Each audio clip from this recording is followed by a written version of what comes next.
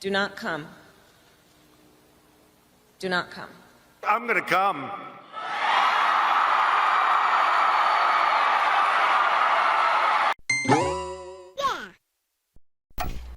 I think it's fair to say that what Bethesda showed here today far, and I mean far, exceeded our expectations.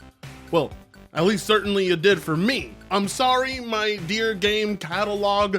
We're gonna have to rain check, putting all of you on hold because Oblivion's gonna be eating up my life until Doom the Dark Ages, and then Tony Hawk, and I don't even know what to do anymore. Not trying to glaze up Game Pass that much, because most of these I'll be buying, but the amount of content being put there alongside shadow drops like this is just insane. It makes you realize just how greedy Nintendo and Sony truly are. If this was Nintendo, this would be $70, and it would just be a 1080p bump with 60 FPS. If it was Sony, it would be a remaster of Starfield and not a remaster of Morrowind or Oblivion. And yes, they would also charge you $70 for it. But what we're getting here is $50, and that just blows my mind because, like I said in my previous video, $50 is the sweet spot. It's what video games should be priced. And if you're gonna do a remaster and a remake, it's gotta be a game that people haven't touched since Bush was in office. And it's gotta be an astronomical leap forward from its original entry, and it's also gotta have new content, and it has to be more refined, and that's exactly what the Elder Scrolls 4 Oblivion Remastered is.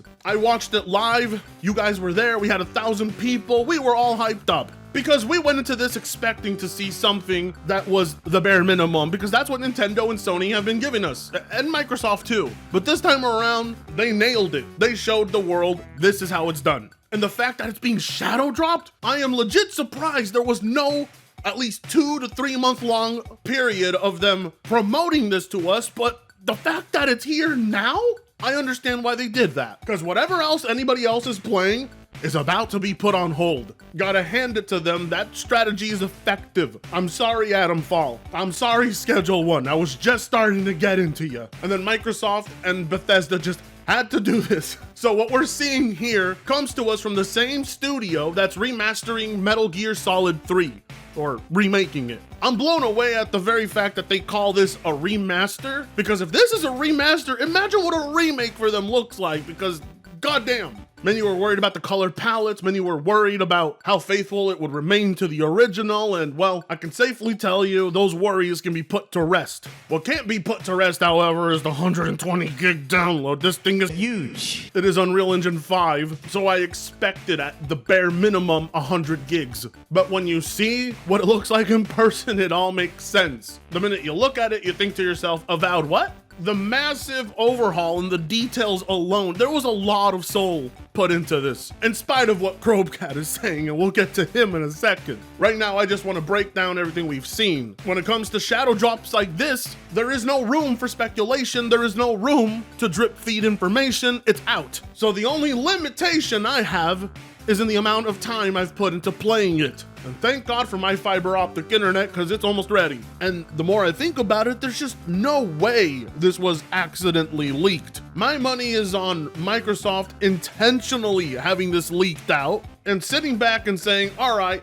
now let's let the internet do all our free marketing for us and build it up for a week. And it worked. Everybody showed up. 500,000 people were there to watch this reveal live. As we speak, it's nearing 100,000 players within an hour on Steam, already outdoing Avowed in literal minutes. Needless to say, this is one people have been waiting for. Now, of course, I should mention that the base game is $50, but the deluxe edition is $60. But considering the fact that the original game was $60 when it came out, it really does feel like Microsoft has been listening to what people have been saying about game prices. So you're wondering, okay, well, what comes in the deluxe edition for an extra 10? Well, what you get in the digital deluxe edition is new quests for dragon armors, weapons, and horse armor sets, the weapons of order, and weapons of catalysm. Oh, of course, you also get some horse armor.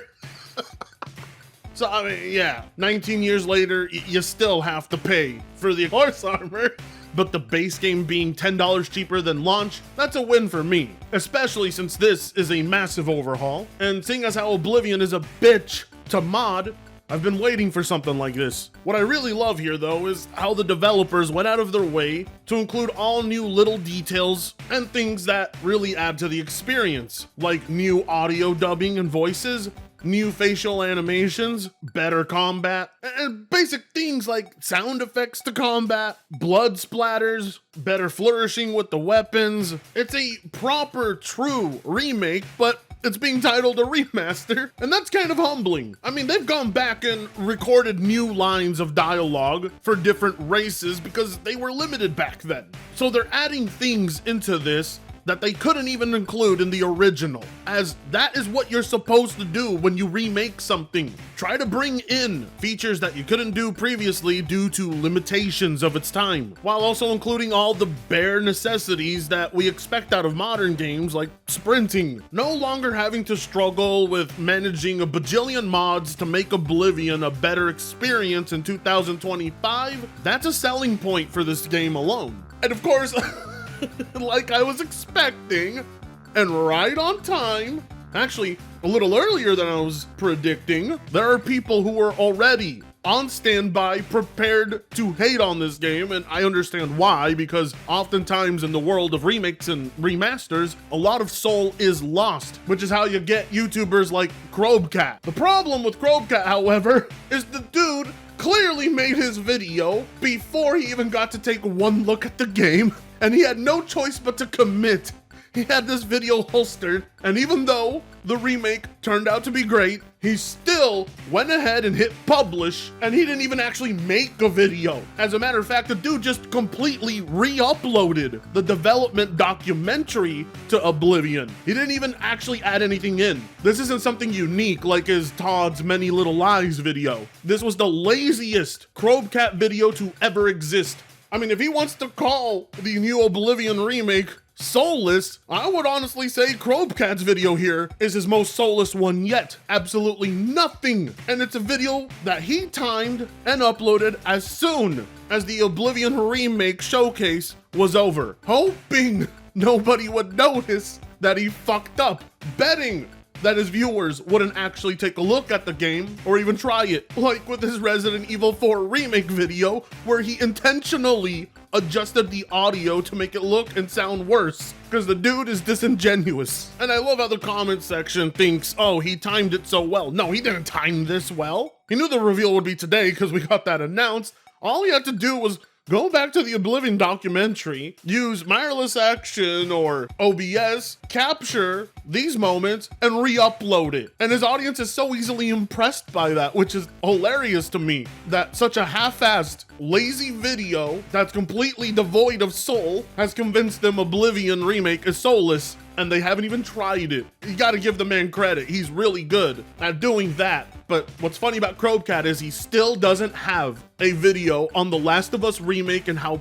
disastrous that was and how soulless that was, eh? Isn't that hilarious? The one video he could have made, he completely avoided. Interesting that. What's even funnier is he re-uploaded that documentary highlighting how much passion and soul the developers had for every little nook and cranny, every bit of detail, every bit of excitement the developers had in building their game worlds, from going out and doing basic photography of nature and architecture to modeling horses, acting as if devs don't still do that now. Like, how stupid do you have to be convinced by this guy that this tradition isn't kept going still to this day? I mean, for God's sake, the horse animations look a million times better in this game than they did in the original, but that's not the point. The point is the dude uploaded this video today on purpose because he wants to hate on the game. And you know what? It's fine if you want to hate on it, but you gotta be good at hating on something.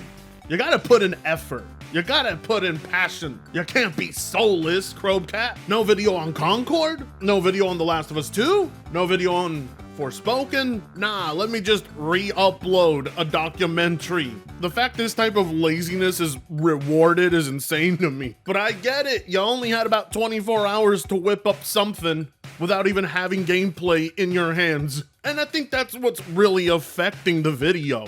He wanted the clicks right away, but he didn't want to put in the work. Instead of waiting and playing the game and then doing a side-by-side comparisons like he used to, dude opted for just re-uploading someone else's documentary, then titling the video and thinking that makes his point for him, and people buy it. There are remakes and remasters worth shitting on, and then there are remake and remasters worth playing. But that truth bomb right there doesn't fit the Crobcat agenda, because if he did that side-by-side comparison, people would be able to see how much more work put into making Cyrodiil look a lot more lived in. I mean, just the interiors and architecture alone are a phenomenal step up. I mean, you don't make architecture like that in a game if there is no soul. It's almost as if Bethesda told these developers, it's just an Oblivion remaster, don't go too hard now, and then they proceeded to drop one of the most impressive remakes in recent time. It's clear the point Crowbcat is trying to make is, wow, look how much more they cared about Oblivion back then.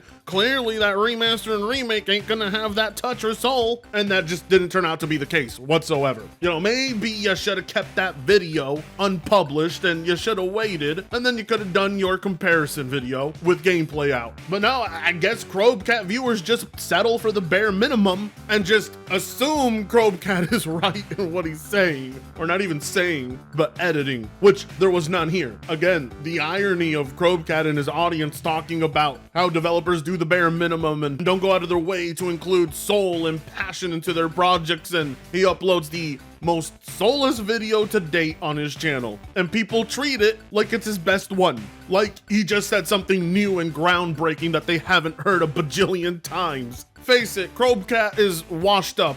I could do all of his edits a million times better than he ever could. I mean, hell, you've already seen that. That's why it's important not to preemptively create content like this and just commit to publishing it anyway. It's like watching Dreamcast guy already have a review of it, even though we know he doesn't even have an hour max in the game. I mean, look, I'm all for the art of bullshitting, but if you're gonna bullshit me, at least, do a good job of it, because my standards are high when it comes to being bullshitted. But being so lazy and just re-uploading a documentary that says nothing and doesn't make your point for you, yeah, gonna go ahead and unsubscribe from Crobcat after that. I mean, I gave the guy a lot of chances, but he's really fallen off. I miss the days when he would actually try. Now he's become the very thing he mocks. Anyways, amazing stealth drop, over 100,000 people playing. The game looks beautiful. It's $50. I mean, it's everything I want out of a video game in the modern day. We need more of this. Like, the industry seriously needs more developers and publishers who are actually trying to give you something for your money and not keeping you waiting or keeping you in the dark or guessing. Just release your shit and let word of mouth carry your game. Anyways, gonna go boot this bitch up, say goodbye to the rest of my catalog, like, comment, share, and subscribe if you so choose to. Don't forget, Sundays, 12 p.m. Pacific time, I go live every Sunday. Be there. You don't want to miss it. Some of the best streams you can get on this platform. We could always use more people. And it doesn't matter what the chat says, don't let them convince you to get a free membership. Pay for your own. Don't let them give you a free one. And I'll see you in the next one. Free Congo sucks ass.